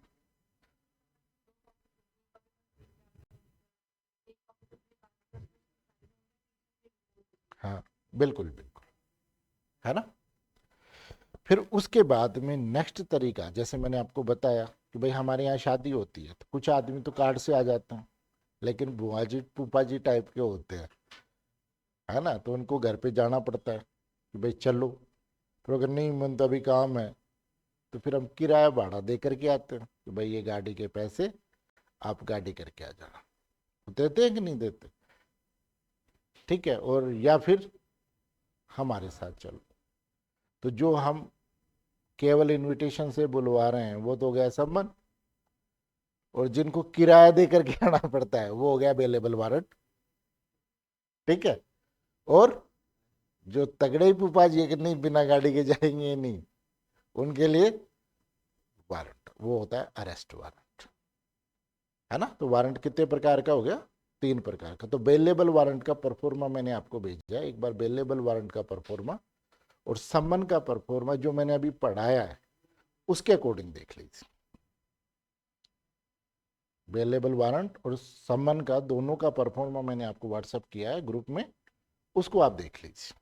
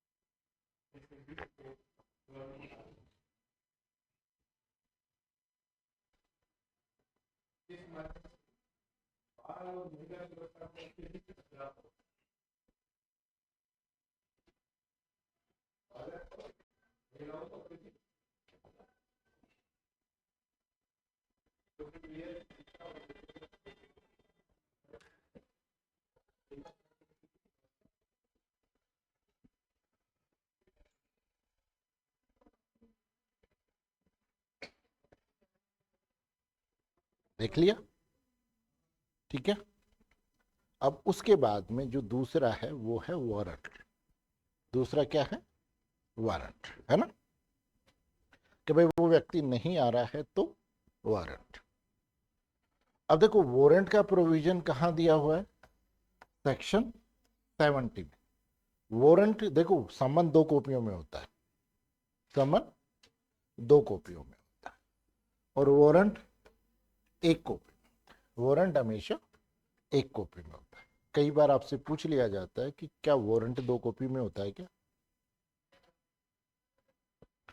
तो सेक्शन 105 को पढ़ना कि जब हम भारत से बाहर वारंट की कॉपी कराते हैं तब 2 कॉपियों में जाता है, 105 में, है ना। 10 वो घर पे पढ़ना, पहले अभी ये कर लो, है ना। तो एक कॉपी में होता है। देखो उस पे कौन करता है साइन, सम्मन पे या तो पीठासीन अधिकारी प्रिसाइडिंग ऑफिसर या अदर ऑफिसर, जो प्रिसाइडिंग ऑफिसर डायरेक्शन दे वो। लेकिन इस पर वारंट पर जो सिग्नेचर होंगे वो किसके होंगे, प्रिसाइडिंग ऑफिसर के, केवल और केवल किसके होंगे, प्रिसाइडिंग ऑफिसर के होंगे। और उसके बाद में इस पर साइड में लगी हुई ना कोर्ट की मोहर, तो कोर्ट की मोहर वो नहीं होती है, ध्यान रखना कौन सी, ये वाली कोर्ट की मोहर ये होती है, तो गोल्ड लगती है ना, इसको कोर्ट की मोहर बोलते हैं। आगे बात समझ में, वो तो केवल पहचान वाली मोहर है। जो ओरिजिनल मोहर है वो कौन सी होती है, जो गोल मोहर लगती है ना, उसको बोलते हैं। ठीक है। फिर उसके बाद में अब एक बार वारंट इशू हो गया, ठीक, तो वारंट कब रद्द होगा, वापस कब होगा, तो दो तरीके, या तो वारंट का एग्जीक्यूशन हो जाए या कोर्ट जिसने वारंट जारी किया है उसे कैंसिल कर दे, रद्द कर दे। तो एक बार वारंट इशू हो गया तो दो परिस्थिति, कब, ठीक, देखो मैं आपको समझाता हूं कि वारंट, जैसे सपोज करो कि एक बार क्या हुआ कि एक मामले में एक व्यक्ति के खिलाफ चोरी का मुकदमा था, 379 379 के मुकदमे में वो व्यक्ति ने बेल करवा ली, उसकी तारीखें पढ़ना शुरू हो गई। बाद में वो व्यक्ति क्या हुआ कि अपनी जो तारीख थी उस पर नहीं आया, तो कोर्ट ने उसकी बेल जंप कर दी, और बेल जंप करने के बाद उसके अगेंस्ट अरेस्ट वारंट इशू कर दिया, और अरेस्ट वारंट इशू करके थाने पर भिजवा दिया। अब अरेस्ट वारंट कहां पर है, थाने पर है।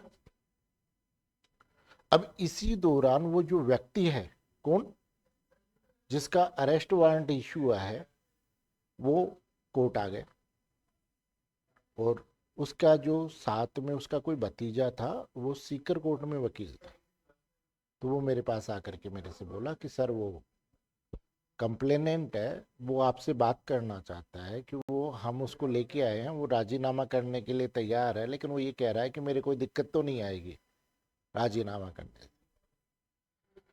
तो कंप्लेनेंट ने मेरे से पूछा कि सर मैं राजीनामा करूं तो कोई दिक्कत है क्या, मैं कहा भाई कोई दिक्कत नहीं है, आप राजीनामा कर सकते हो, कोई दिक्कत नहीं है। तो उसने कहा ठीक है, तो उन्होंने राजीनामा किया, और राजीनामा करने के आधार पर कोर्ट ने मामले को डिस्पोज कर दिया, और अरेस्ट वारंट कहाँ है उसका। तो यहां कोर्ट की ड्यूटी है क्या, उस अरेस्ट वारंट को वापस बुलवाए, क्या करे, आगे बात, तो वापस बुला करके रद्द करे। अदरवाइज पुलिस ऑफिसर, तो जब तक एग्जीक्यूशन नहीं होता तब तक वो एग्जिस्टेंस में रहता है, अस्तित्व में रहता है। केवल मामले का डिस्पोज होने से नहीं है, कोर्ट या तो रद्द करे या फिर उसका एग्जीक्यूशन हो जाता है, उसके बाद ही क्या होता है, वो मामला खत्म होता है। तो इसका सेकंड महत्वपूर्ण है, ये पूछा जाता है छोटे क्वेश्चनों के अंतर्गत, कि आगे बात समझ में, कि वारंट कब तक एग्जिस्टेंस में रहता है, अस्तित्व में रहता है। तो दो परिस्थितियां, या तो एग्जीक्यूट हो जाए, या जिस कोर्ट ने उसे जारी किया है वो उसे कैंसिल कर दे। तो ये दो परिस्थितियों तक वो बना रहता है। आगे बात, फिर उसके बाद में सेकंड में है कि भाई वारंट जो है 71 में बेलेबल वारंट की बात की, ये जो मैंने आपको परफॉर्मा भेजा है कि भाई आप वारंट का मतलब अरेस्ट करो, लेकिन उसमें शर्तें डाल दी जाती है कि भाई ये व्यक्ति गारंटर यानी प्रति वो दे दे, और उनकी संख्या जैसे एक दो जो भी है। दूसरा वो रकम कौन सी, जिसके लिए प्रतिभू आबद है, जैसे उसमें 500 रुपये लिखा हुआ है ना, जैसे 500 रुपये। और तीसरा वो समय और स्थान जहां उसको उपस्थित होना है, अगर वो अपना बॉन्ड भर के और प्रतिभूति दे देता है तो कोर्ट क्या करेगा, फिर उसे अरेस्ट नहीं करेगा, वो सॉरी पुलिस ऑफिसर उसे बेल बॉन्ड लेकर के आ जाएगा। This is bailable warrant. और बेलेबल वारंट कहां पर है, 71। ठीक, अब 71 में फिर उसके बाद ये 72 में ये दे रखा है कि भाई वारंट का एग्जीक्यूशन कौन करेगा। भाई वारंट का एग्जीक्यूशन कौन करवाएगा। तो वारंट का एग्जीक्यूशन के लिए सबसे पहला तो वही पुलिस ऑफिसर को दिया जाएगा एग्जीक्यूशन करने के लिए। सिंगल पुलिस ऑफिसर को दिया जा सकता है, एक से अधिक पुलिस ऑफिसरों को भी दिया जा सकता है। और कोर्ट को लगता है कि भाई जमन की तामील जल्दी करानी है तो वो अन्य व्यक्ति से भी करवा सकता है और किसी पब्लिक सर्वेंट से भी करवा सकता है। ठीक। और जिन जिन व्यक्तियों को इस प्रकार सम्मन तामील करने के लिए एक से अधिक व्यक्तियों को दिया है तो वो या तो कोई सिंगल, सभी मिलकर के उसकी वारंट की तामील करवाएंगे। ये सेक्शन 72 में दिया हुआ है। अब सबसे महत्वपूर्ण ये है, ये आपको प्रॉब्लम बना करके या प्रैक्टिकल भी पूछ सकता है, क्या प्राइवेट व्यक्ति सम्मन की तामील करवा, वो सॉरी वारंट का एग्जीक्यूशन करवा सकता है क्या। क्या प्राइवेट व्यक्ति को भी वारंट एग्जीक्यूशन के लिए दिया जा सकता है। अब एक बात बताऊं, जैसे मान लो सपोज करो मेरा हाईवे पे ढाबा है नहीं, और एक इलाके का डॉन है जिसका नियम है नहीं कि फरवरी के महीने में मंथ ऑफ लव में ये मेरे यहाँ पर खाना खाने आता है ढाबे पे, उसका हर साल का नियम। अब या तो पूरे मंथ पुलिस वहां पर ढाबे पर सादे ड्रेस में घूमे तब उस भाई साहब को पकड़े। दूसरा तरीका, मैं ढाबे का भाई मालिक हूँ, 10-15 आदमी मेरे पास में भी काम कर ही रहे हैं, हम सब भी मिल करके पकड़ सकते हैं कि नहीं। तो कोर्ट को लगता है कि भाई ऐसा है कि ये व्यक्ति भी सम्मन की वारंट की तामील करवा सकता है, तो कोर्ट मेरे को बुलवाएगा और आते ही मेरे को ये कहेगा ले वारंट की तामील करा। पॉसिबल है। मैं कहा क्यों भाई, वो बंदूक रखता है गोली निकालता है सीधी। आगे बात, तो डायरेक्ट कभी भी वारंट के लिए नहीं गए, पहले वो मेरे से पूछेगा कोर्ट कि क्या आप इस वारंट का एग्जीक्यूशन करवा पाओगे। मैं कहता हूं ठीक है, वो का रिटर्न में दो, यानी अभी स्वीकृति वारंट की कैसे होगी, रिटर्न में होगी। समझ गए, केवल हाँ करने से नहीं।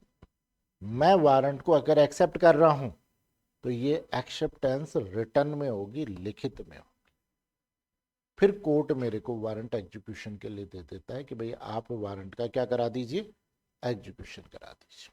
ठीक है भाई, एग्जीक्यूशन करवा देंगे। अब जब भी वो व्यक्ति मेरे ढाबे पे आएगा, ये नहीं है कि मैं भाग करके दुनिया भर में गाड़ी लेकर के घूमूं कि भाई कहाँ मिलेगा।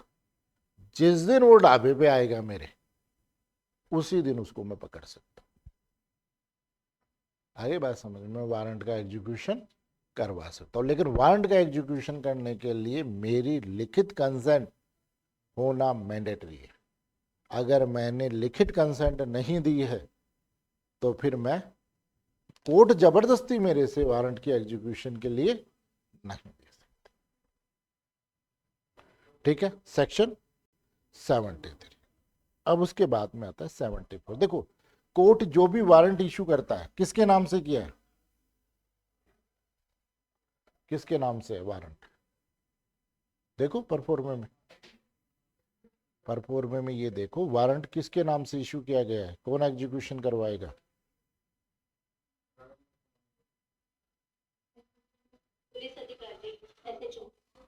जो भी वारंट दिया जाता है वो किसको दिया जाता है, एसएचओ को दिया जाता है। फिर उस एसएचओ ने क्या लिख रखा है, एफसी, फुल कांस्टेबल का नाम लिख करके ये तामील कराए और साइन करे। तो क्या वारंट जिस अधिकारी को दिया गया है, क्या वो उसको फर्दर डेलीगेट कर सकता है क्या तामील करने के लिए। तो ये सेक्शन कहाँ दे रखा है, 74 में ये प्रोविजन दिया हुआ है कि जिस अधिकारी को, पुलिस अधिकारी को क्या किया गया है, सम्मन या वारंट सॉरी एग्जीक्यूट करने के लिए जिसको स्पेसिफाइड किया गया है वो आगे डेलीगेट कर सकता है। नहीं तो एसएचओ अगर करवाने लग गया तो फिर काम कौन करेगा, नहीं। तो फिर ये उनको दिया जाता है कि भाई आप इसकी क्या करें, वो करवाएं। समझ गए। फिर उसके बाद में 75, है ना, जितनी भी पुरानी पिक्चर थी उसमें अगर पुलिस वाला अरेस्ट करने जा रहा है, वो कहता है वारंट ला, वारंट, और वो कहता है कि लाया हूं, तो वो कहता दिखा, तो दिखाते नहीं क्या कि ले आया। तो ये वारंट को, जिस व्यक्ति को अरेस्ट करने जा रहे हो, भाई आप बताओ आर्टिकल 22 फर्स्ट में क्या राइट है कि जिस व्यक्ति को अरेस्ट कर रहे हो उसे उस बात की इंफॉर्मेशन तो दोगे कि आपको क्यों अरेस्ट किया जा रहा है। तो वो व्यक्ति अगर आर्टिकल 22 फर्स्ट में अपना राइट ही तो मांग रहा है कि भाई मेरे को क्यों पकड़ने आ रहे हैं, वो कहते एक वारंट, वो कहला दिखा, तो फिर उसको वारंट दिखाया भी जाएगा। सेक्शन 75। फिर वही जो बात वहां थी 56 और 57 में कि भाई उसे अरेस्ट करने के बाद एज सुन एज पॉसिबल, जितना जल्दी हो सके, कहां पर लेकर जाएंगे, जुडिक्शन के मजिस्ट्रेट, है ना, मजिस्ट्रेट के समक्ष पेश किया जाएगा। और अगर मजिस्ट्रेट, और मैक्सिमम लिमिट इन्होंने वही दिए कि भाई कौन सा, लेकिन ट्रांजिट टाइम को इसमें इंक्लूड नहीं किया, उसको छोड़कर 24 घंटे से ज्यादा नहीं होना चाहिए। 70। फिर उसके बाद में आता है सेक्शन 77 एग्जीक्यूशन। ठीक, अब जो मैं बता रहा हूं 3 सेक्शन बहुत काम के, इनसे प्रॉब्लम बनाकर एग्जामिनर क्वेश्चन पूछता है, समझना। सेक्शन 76 से 81 तक, सोचिए 78 से लेकर 81 तक। अब देखो, एक व्यक्ति है जो इंदौर में, इस एक्स व्यक्ति, ठीक, एक्स व्यक्ति कहाँ रह रहा है, इंदौर में रह रहा है, और जयपुर का एक कोर्ट है जेएम फर्स्ट जयपुर मेट्रो महानगर पड़ता, जेएम फर्स्ट जयपुर महानगर फर्स्ट जुडिशियल मजिस्ट्रेट। इसने एक एक्स व्यक्ति का वारंट यहां से निकाला, कहां से, जयपुर से, कि भाई उसे जेएम फर्स्ट कोर्ट में नेक्स्ट तारीख को, मान लीजिए 22/2/25 को कोर्ट में पेश करना। ठीक, अब यहां 2 तरीके। पहला तरीका यह है कि ये जो वारंट है वो यहां इंदौर में या तो एग्जीक्यूटिव मजिस्ट्रेट, कार्यपालक मजिस्ट्रेट, ठीक, या अगर ग्रामीण क्षेत्र है तो एसपी को, या फिर कमिश्नर को, या फिर कमिश्नर को यानी पुलिस आयुक्त को ये वारंट सीधा भेज देगा कि भाई इस वारंट का एग्जीक्यूशन करवा करके इस व्यक्ति को गिरफ्तार करके पेश करें। ठीक, अब पहले हम इसी स्थिति को पढ़ लेते हैं, इस वाले पोर्शन को पढ़ते हैं, फिर दूसरा पोर्शन देखें। अब यहां पर ये वारंट आ गया इस कार्यपालक मजिस्ट्रेट को, एसपी को और आयुक्त को। अब ये जाएंगे क्या तामील करने, एसपी या कमिश्नर, तो ये क्या करेगा, वही सेक्शन 74 वो एसएचओ को फॉरवर्ड करेगा और एसएचओ कांस्टेबल। ठीक, अब इस कांस्टेबल को भेजा और कांस्टेबल ने इस एक्स के ऊपर वारंट का एग्जीक्यूशन कर दिया। अब एग्जीक्यूशन में ये देखेगा कि वारंट बेलेबल है कि नॉन बेलेबल। अगर वो वारंट बेलेबल है तो वो बेल लेगा और इसकी रिपोर्ट के साथ, बेल बॉन्ड के साथ एसपी को दे देगा। किसको दे देगा, एसपी को दे देगा। ठीक, दूसरी कंडीशन कि अगर वो व्यक्ति अरेस्ट वारंट है तो इसने क्या किया, उसे अरेस्ट किया, और अरेस्ट करने के बाद में, अब अरेस्ट करने के बाद 2 पोजीशन देखी जाएगी कि पहला तो इंदौर और जयपुर के बीच में 30 किलोमीटर की दूरी है क्या? 30 किलोमीटर की दूरी है क्या? 30 किलोमीटर की दूरी नहीं। तो पहला क्राइटेरिया क्या था कि अगर जिस कोर्ट ने वारंट जारी किया है अगर वो 30 किलोमीटर की दूरी पर है तो एसपी को ना भेज करके ये आदमी कहां भेजेगा? इस कोर्ट। तो पहली शर्त पूरी नहीं हो रही। दूसरी शर्त ये है कि दोनों के बीच में यानी इस आदमी से इसकी और इसकी दूरी नजदीक किसकी? किसकी नजदीक है? इंदौर वाले। तो अब इस आदमी को अरेस्ट किया और इंदौर एसपी के पास में पेश कर दिया। कार्यपालक मजिस्ट्रेट है तो कार्यपालक मजिस्ट्रेट के और कमिश्नर है तो अब ये आदमी कहां आ गया? कमिश्नर के पास में आ गया। अब कमिश्नर इसका क्या करेगा? इसका प्रोविजन है 81। इसका प्रोविजन कहां है? 81। पहली बात तो समझ में आ गई ना। अब ये आदमी कहां है? इंदौर है और एसपी के पास है और गिरफ्तार है। अब इसका क्या होगा? ये एक प्रोसीजर। अब दूसरी प्रोसीजर ये है कि ये जो जेएम फर्स्ट है इसने ये ऑर्डर इनको नहीं भेजा बल्कि खुद के थाने के एसएचओ को दे दिया। जुडिक्शन के थाने के एसएचओ को दे दिया कि भाई आप जाकर के इसकी क्या करो? एग्जीक्यूट करो। अब यहां से पुलिस अधिकारी इसको एग्जीक्यूशन कराने के लिए चला गया कहां पर? इंदौर। तो सबसे पहले इस वारंट को लेकर या तो वहां के कार्यपालक मजिस्ट्रेट के पास जाएगा या फिर वहां जो लोकल पुलिस का जो थाना है उसके पास जाएगा और उन्हें ये कहेगा कि साहब ये वारंट एग्जीक्यूट करना है आपके एरिया में। तो वो उसको एंडोर्स करेंगे। एंडोर्स समझ गए? पुष्टांकन करेंगे कि भाई ये हमारे पास आया है और अब हमें इसे आगे कार्रवाई करनी। फिर वहां की जो लोकल पुलिस है वो और ये मिल करके इसको अरेस्ट करें, ठीक, सहायता करेंगे। लेकिन उनको लगता है ये भाग जाएगा तो या फिर पुलिस मान लो भगवा दे, कई बार ऐसा भी होता है। तो ये खुद जाकर के क्या कर लेगा? डायरेक्ट अरेस्ट कर लेगा। किसको? इस एक्स को। ठीक है। अरेस्ट करने के बाद फिर क्या जरूरी है? अब उस अरेस्ट के बाद में वहां की कार्यपालक मजिस्ट्रेट या उस एसएचओ को इन्फॉर्म करेगा कि भाई हमने आपके थाने से इस व्यक्ति को एरिया से अरेस्ट किया। समझ गए? दोनों बातें समझ में आ गई। अब ये एक्स व्यक्ति इस प्रोसीजर से तो कहां है? जुडिक्शन के एसएचओ के पास में। कहां है लेकिन? इंदौर में। और उस वाली प्रोसीजर से ये आदमी कहां है? एसपी के पास। और वारंट का मतलब क्या है? वारंट का मतलब क्या है कि भाई थाने पे लेकर के आओ, वो सॉरी जुडिक्शन के कोर्ट में पेश करो, यही है।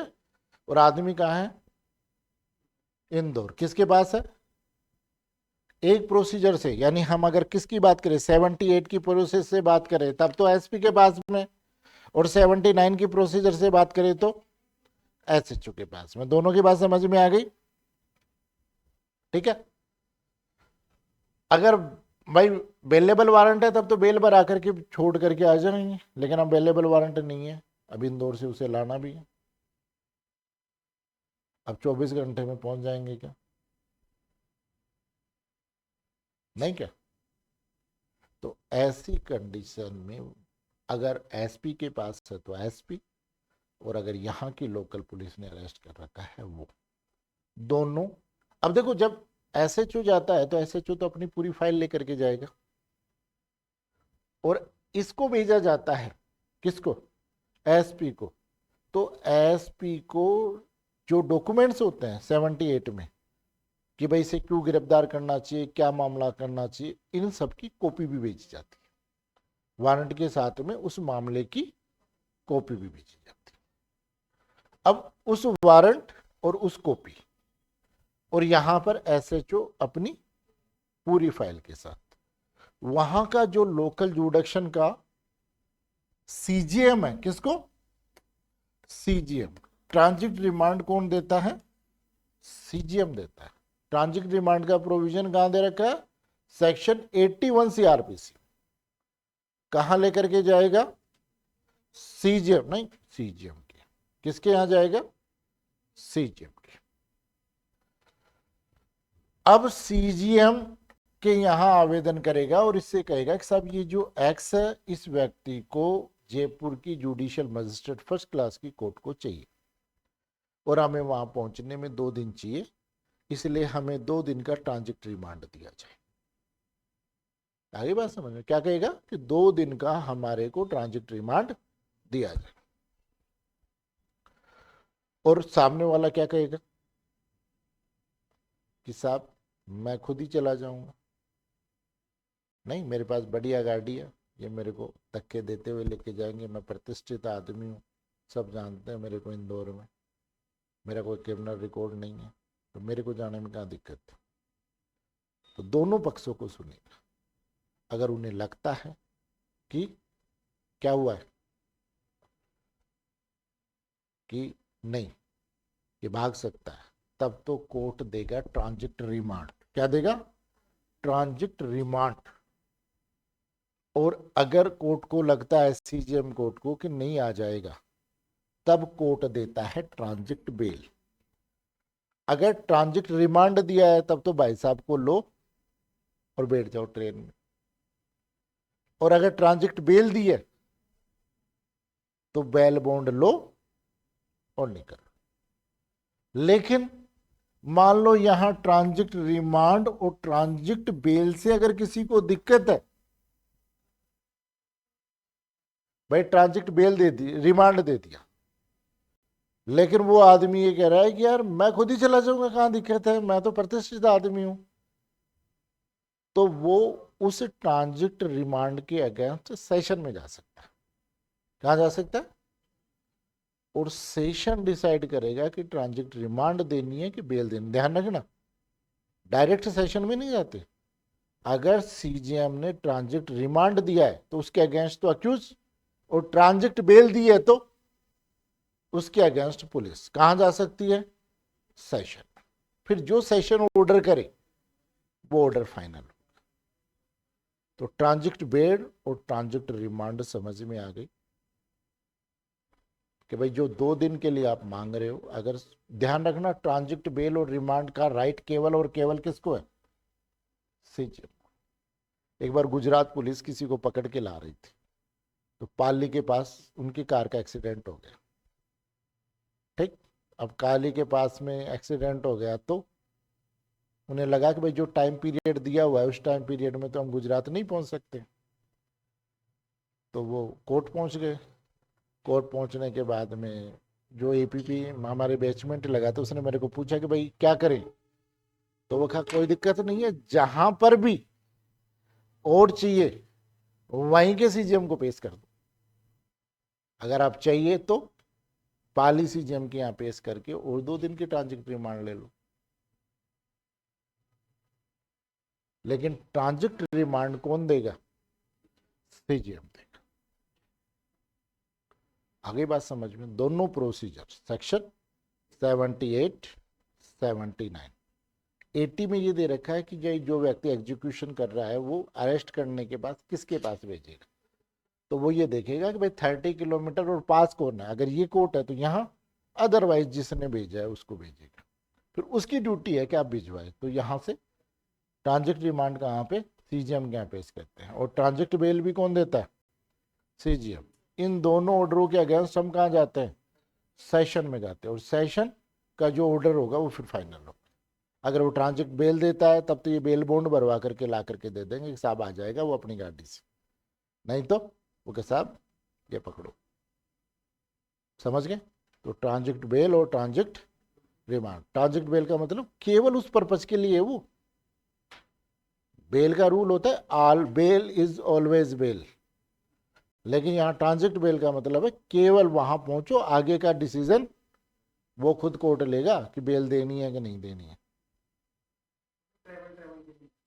है, केवल ट्रेवल के लिए।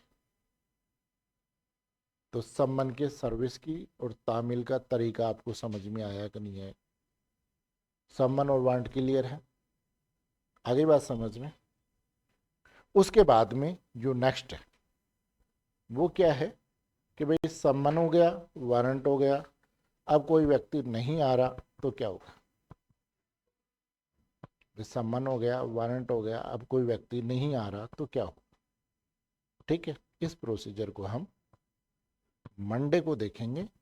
अब 2 दिन हमने जो पढ़ा है, 3 दिन, उस 3 दिन को रिटर्न में करेंगे कि हमने जो पढ़ा है उसमें क्या तो क्वेश्चन बनते हैं, क्या प्रॉब्लम है और क्या डिसीजन। ठीक, एक क्वेश्चन मैं आपको लिखवाता हूं, इसका उत्तर लिख करके आना कि क्या पुलिस अधिकारी किसी जुडिशियल ऑफिसर को वारंट के बिना अरेस्ट कर सकता है क्या? क्या कोई पुलिस अधिकारी किसी जुडिशियल ऑफिसर को, न्यायिक अधिकारी को वारंट के बिना अरेस्ट कर सकता है क्या?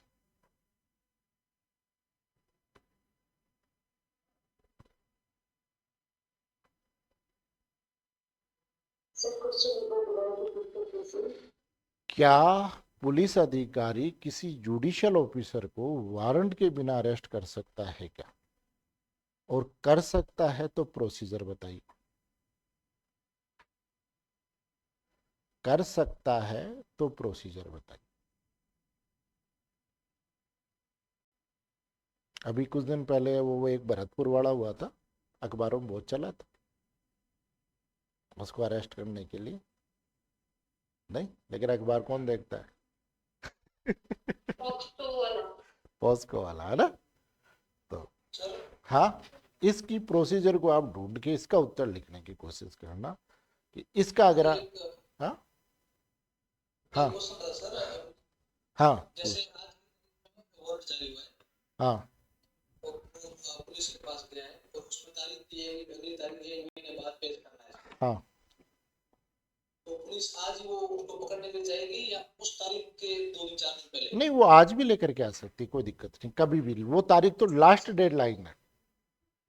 अच्छा ठीक है ना, वो का कभी भी लेकर के आ सकता है इस बीच में, है ना। ठीक।